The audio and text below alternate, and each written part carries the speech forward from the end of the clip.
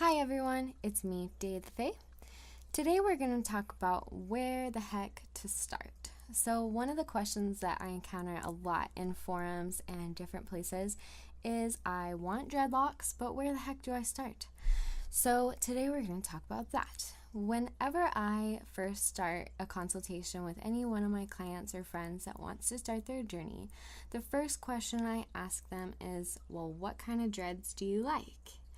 That's so important. This is like the biggest step that you could possibly do is compile a list, a group of photos of things that you like as regards to dreads. So step one, what length do you want to be when you start?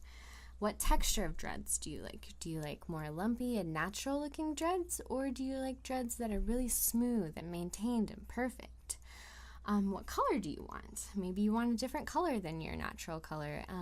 It's a lot better when you start out your dreadlocks to dye your hair if you want a different color before you dreadlock them rather than dyeing them after. Not that you can't dye dreads, but it's just a lot easier if you start with what color you want. Do you want a really long wispy end? Do you want a really short wispy end? Do you want completely blunted ends from the beginning? Are you going to start with your hair, or are you going to start with extensions? Usually it's best to start with at least 3 inches of hair in any texture. And if you want longer hair than what you already have, then you maybe want extensions. And then you'd have to decide what fibers you want.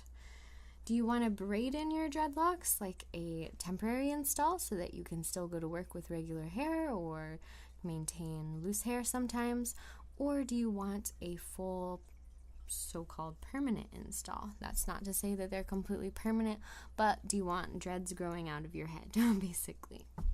And then what is your budget? Do you want to start your dreads yourself, which is completely free?